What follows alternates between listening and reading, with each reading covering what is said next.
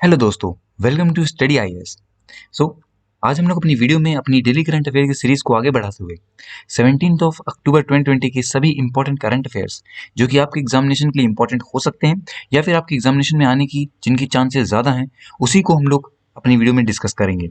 यहाँ पे जो वेबसाइट है जहाँ से मैंने ये अपनी न्यूज़ उठाई हैं, करंट अफेयर्स लिए हैं, ये आपकी all India radio press information bureau मतलब एयर और पीआईबी से ली गई हैं। दोनों ही ऑथेंटिक वेबसाइट्स हैं आप लोगों के लिए। तो अगर आप लोग चाहते हैं कि अपनी प्रिपरेशन को बहुत ज़्यादा बेहतर करें, तो आप ज़रूर से मेरी वीडियोस को पूरा देखिए। बाइलिंगुअल वीडियो होगी, नोट्स आपको इंग्लिश में प्रोवाइड किए जाएंगे और हिंदी में एक्सप्लेनेशन होगा। लेकिन उससे पहले अगर आप चाहते हैं कि अपना आप कुछ पैसे बचाएं अपना कोर्स एनरोल करते वक्त, तो स्टडी आईएएस कोड को ज़रूर यूज़ कीजिए, वहाँ पे आपको 10% का डिस्काउंट मिल जाएगा। और यहाँ पे डेली करंट अफेयर शो आता है अमन शर्मा सर द्वारा, तो वो भी आप पढ़ सकते हैं, जहाँ से आपको काफ़ी ज़्यादा हेल्प मिलेगी अपने एग्जामिनेशन में। ओके दोस्तों, यहाँ पे आपको कोई भी प्रॉब्लम होती है वो तुरंत की तुरंत दूर भी कराई जाती है और एक्सप्लेनेशन तो बहुत ज़्यादा बेहतर होता है। तो जाके आप लोग ज़रूर देख सकते हैं। यहाँ पे नंबर आप लोगों के लिए दिया गया है, जहाँ पे अगर आपको कोई भी डाउट्स है तो वो आप क्लियर कर सकते हैं, चाहे वो आपके स्ट्रैटेजी से रिलेटेड हो, टाइम टेबल की बात हो, किस एजुकेटर को फॉलो करना है, या प्राइसेस से रिलेटेड कोई आपकी दिक्कत आ रही हो, तो आप इस वो नंबर पे व्हाट्सएप या फिर कॉल कर सकते हैं और आपके लिए जो भी दिक्कत होगी वो दूर करने के लिए हमारी टीम बैठी है। यहाँ पे आपके यूपीएससी सीएससी मेंस 2020 के लिए नए कोर्सेज स्टार्ट हो चुके हैं या फिर होंगे अभी 19 और 14 से। हिंदी इंग्लिश बाइलिंगुअल तीनों ही लैंग्वेजेस में है, तीनों ही तरीके से आपको पढ़ाया जाएगा। यहाँ पे आप जाके एनरोल कर सकते हैं। लास्ट में आप लोगों के लिए है कि 25 को आपका फ्री मॉक टेस्ट होने वाला है 10 AM सुबह। वहाँ पे अगर आपकी रैंक टॉप 50 आती है तो आप लोग को कई सारे प्राइजेस और स्कॉलरशिप भी मिलेगी। तो जल्दी जाइए और एनरोल कीजिए यहाँ पे, जिससे कि आपको अपने प्रिपरेशन में बहुत ज़्यादा मदद मिलेगी।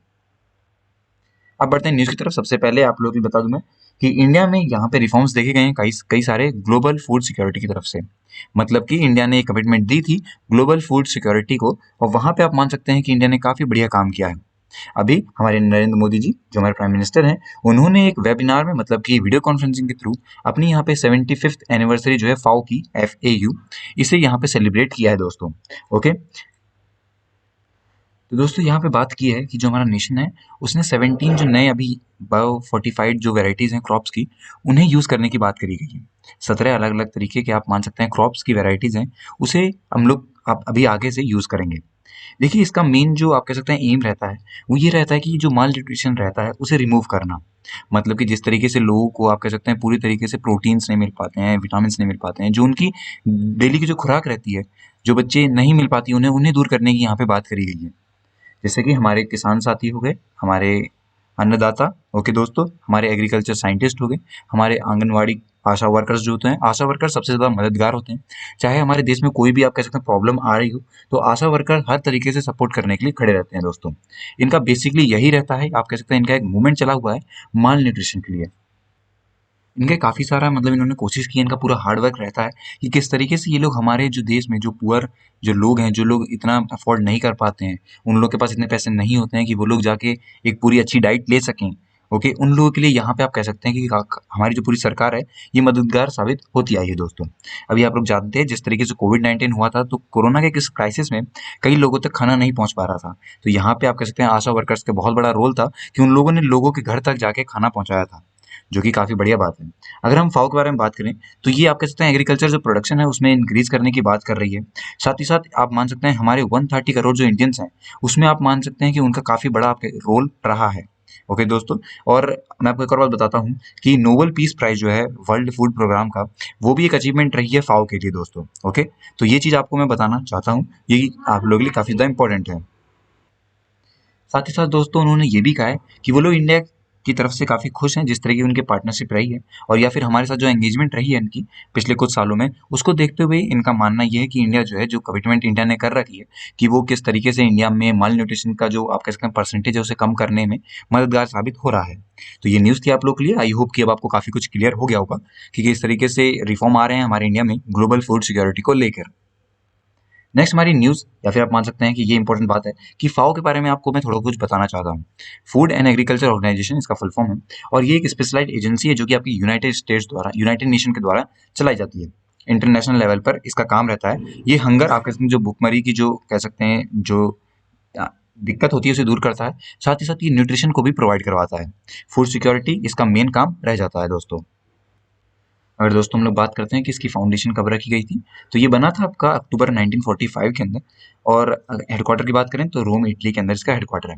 अब तक इसके अंदर आप मान सकते हैं जो इसकी जो लोग हैं जो इसमें या फिर कंट्रीज जो पार्टिसिपेट करती हैं, वो आपकी अप्रोक्सीमेटली 130 जो कंट्रीज हैं वो इसमें पार्टिसिपेट करती हैं। ये गवर्नमेंट को हेल्प करती है कि वो किस तरीके से एजेंसीज को डेवलप करें, कोऑर्डिनेट करें उनके साथ जो भी काम रहता है, इम्प्रूव करें एग्रीकल्चर को, ओके, फिशर्स को, लैंड एंड वाटर रिसोर्सेज, इन सारी दिक्कतों को दूर करने में आपका जो फाओ है ये मददगार साबित होता है दोस्तों। 197 इसके मेंबर स्टेट्स हैं फाओ के। और मैं आपको एक और चीज बता देता हूँ कि यूरोपियन यूनियन द्वारा ये चलाई जाती है, मतलब क्या जो इसके मेंबर हैं कंट्रीज के वो यूरोपियन यूनियन वाले हैं। 49 मेंबर जो हैं इसके एग्जीक्यूटिव काउंसिल हैं। अगर डायरेक्टर जनरल की बात करें तो इसके इस टाइम पे जो है वो क्यू डोंगयू हैं, जो कि चाइना के रहने वाले हैं, जो कि चीफ एडमिनिस्ट्रेटर ऑफिसर भी हैं। ओके दोस्तों, तो यहाँ पे अगर मैं बताऊं कि फाओ का मेन काम क्या रहता है, तो फूड या एग्रीकल्चर से रिलेटेड जो भी आपको दिक्कत वर्ल्ड वाइड तौर पे देखी जाती है उसको दूर करने या फिर उसके बारे में डिस्कशन अगर आप लोग चाहते हैं तो यहाँ पे आपका जो फाओ है ये मददगार होता है। ओके दोस्तों, तो आई होप कि अब आपको इसके बारे में पता लग गया होगा। साथ ही साथ अगर इसके मोटो के बारे में बात करें तो लैटिन में इसका मोटो है फाइट पेनिस, लेकिन अगर हिंदी में अगर मतलब इंग्लिश में अगर ट्रांसलेट करते हैं तो इसका मतलब होता है let there be breed. Okay दोस्तों, आई होप कि अब आपको फाओ के बारे में काफी कुछ क्लियर हो गया होगा।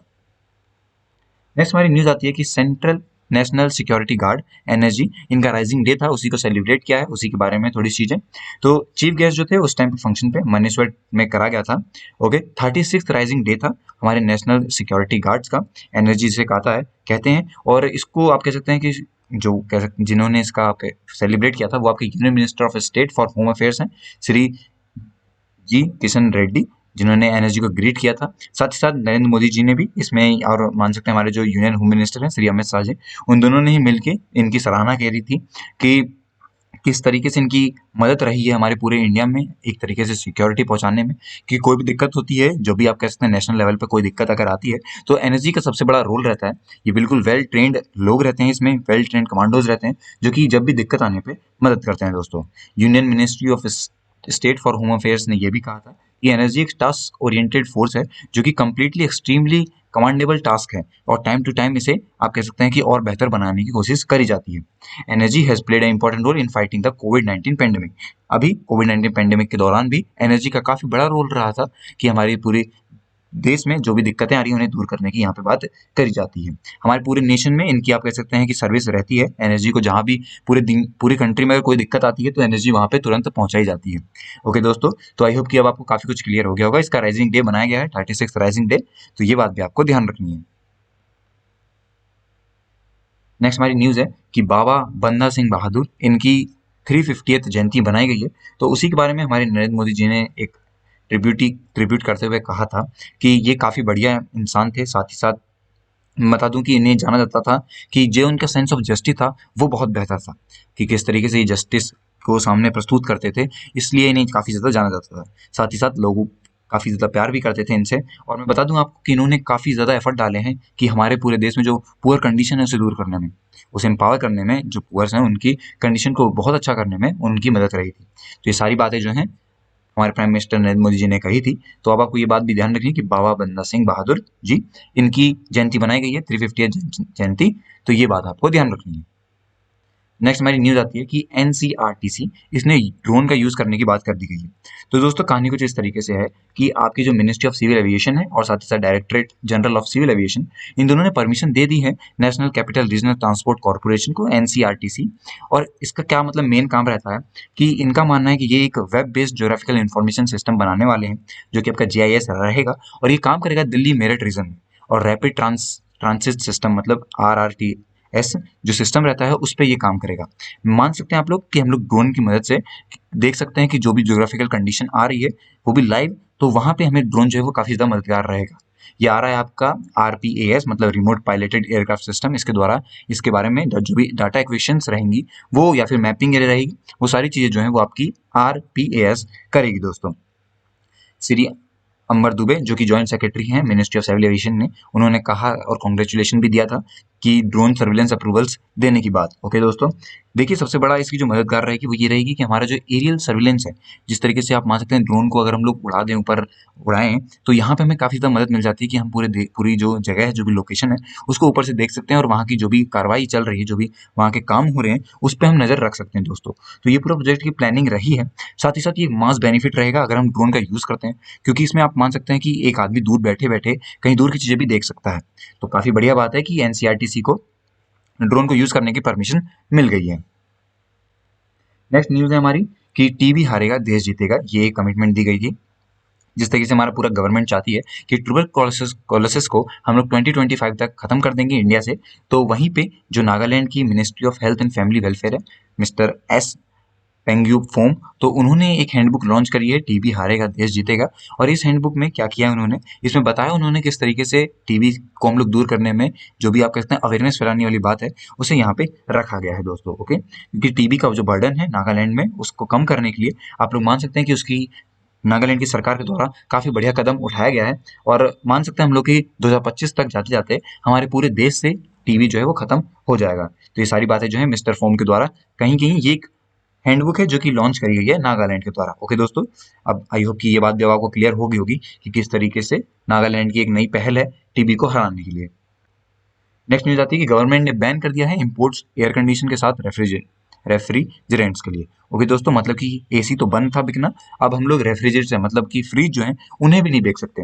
जिस तरीके से आप जानते हैं आत्मनिर्भर बनने के लिए एक बड़ा कदम है। और यहाँ पे प्रमोट करने की बात करिए डोमेस्टिक मैन्युफैक्चरिंग, और इंपोर्ट्स को बंद करने की बात कर रहे हैं। जो भी नॉन एसेंशियल्स आइटम्स हैं उन्हें इंपोर्ट करने से यहाँ पे बात जो है उसे बंद करने की बात यहाँ पे करी गई है। नॉन एसेंशियल्स मतलब ऐसे हो गए, कोई खाना वाना हम नहीं बंद कर सकते इंपोर्ट करना, दूसरी अगर देश को चाहिए तो हम वो भेजेंगे, लेकिन जो ऐसे एसी हो गए, रेफ्रिजरेटर, फ्रिज हो गई, टीवी हो गए, ये इतने एसेंशियल्स नहीं है, तो इन्हें बैन करने की यहाँ पे बात करी गई है।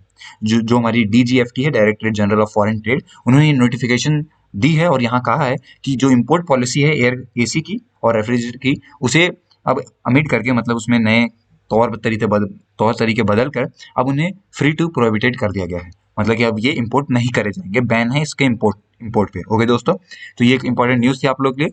तो बढ़ते हैं अब आज के दिन की बात करते हैं। तो 1905 के अंदर जो पार्टीशन था बंगाल का, वो हो गया था दोस्तों। मैप में आप देख सकते हैं 1905 में किस तरीके से बंगाल, आसाम, ईस्टर्न बंगाल ये बटा हुआ है। और यहाँ पे आप मान सकते हैं 1905 के अंदर पार्टीशन हो गया था बंगाल का इंडिया से। आज के बारे में, डेट के बारे में बात करें तो आज आपका वर्ल्ड फूड डे है। वर्ल्ड फूड डे जो है ये मनाया जाता है आपका फूड एंड एग्रीकल्चर ऑर्गेनाइजेशन आओ के द्वारा। ओके, यूनाइटेड नेशन के द्वारा चलती है, जो कि 1945 में ऑर्गेनाइज हुई थी, मैंने आपको पहले बता दिया है। और 1979 में पहली बार आप मान सकते हैं ये डे ऑब्जर्व किया गया था। इसका मेन एक्शन ये रहता है कि ये हंगर मतलब जो भुखमरी है उसके खिलाफ लड़े दोस्तों। ओके, इसका और आप मान सकते हैं कि इसका जो मेन स्ट्रेस रहता है इस दिन क्या करते हैं, तो जो भी आप मान सकते हैं जो पूरे देश भर में, दुनिया भर में जो पॉपुलेशन है, उनमें ज़्यादा अवेयरनेस फैलाना कि वो फूड कम वेस्ट करें, लोगों पे ज़्यादा मतलब आप कह सकते हैं जो दे सकते हैं, जो काबिल हैं अपने फूड को देने के लिए, वो दूसरों को दें, मदद करें। और साथ ही साथ उस पूरी दुनिया को मदद करें कि वो किस तरीके से इतने बड़े क्राइसिस में, आप मान सकते हैं जो भुखमरी है वो बहुत बड़ा क्राइसिस है पूरी दुनिया के लिए, हर देश के लोग इससे जूझ रहे हैं, तो इसको कम करने की यहाँ पे बात करी गई है। ये हाईलाइट करता है कि फूड कितना इंपॉर्टेंट है, फूड सिस्टम कितना इंपॉर्टेंट है हमारे लिए। साथ ही साथ वो ये भी बताता है कि किस तरीके से इंक्रीज हो रहे हैं volatility and climate shocks. Okay, delivery, affordability, sustainable health diets for all, इन सारी बातों पे यहाँ पे आप मान सकते हैं कि मेन फोकस रखा जाता है। इस साल इसका जो एम थीम थी वो थी grow, nourish, sustain together our actions are for are are future. Okay दोस्तों, मतलब कि हम ग्रो करेंगे, हम नरिश करेंगे और हम सस्टेन करेंगे, सब साथ मिलके करेंगे। जो हमारे एक्शंस आज रहेंगे वो हमारे फ्यूचर्स को लीड करेंगे। ओके दोस्तों, तो ये इस डे की थीम थी इस साल की। आई होप कि अब आपको ये बात भी क्लियर हो गई होगी। आज की नदी के बारे में बात करें तो महानदी आज की रिवर है। इसका जो ओरिजिन होता है ये आपका सतपुरा रेंज सेंट्रल इंडिया से होता है, जो कि आपकी ईस्टर्न इंडिया की तरफ से बहती है। ईस्ट से west of bay of Bengal में जाके ये मिल जाती है। और जो इसके मेन स्टेट है जहाँ पे ये बहती है वो आपकी महाराष्ट्र, छत्तीसगढ़, झारखंड और उड़ीसा के अंदर है। जो इंपॉर्टेंट डैम बना हुआ है वो आपका हीराकुंड डैम है, जो कि इस रिवर पे बना हुआ है। और यही ये जो डैम है ये लार्जेस्ट डैम है। ओके दोस्तों, तो इतनी बातें थी महानदी रिवर के बारे में, जो कि आपके एग्जामिनेशन के लिए बहुत ज्यादा इंपॉर्टेंट है। दोस्तों ये थी मेरी पूरी आज की वीडियो। आई होप कि 17 अक्टूबर 2020 के सभी इंपॉर्टेंट करंट अफेयर्स आप लोगों को क्लियर होगी। अगर आपको अभी कोई डाउट रहता है तो आप कमेंट सेक्शन में जरूर बताइए मुझे, मैं कोशिश करूंगा कि आपके सारे डाउट्स को क्लियर करूं। ओके दोस्तों, मिलते हैं अपनी अगली वीडियो में, तब तक के लिए हैव अ गुड डे।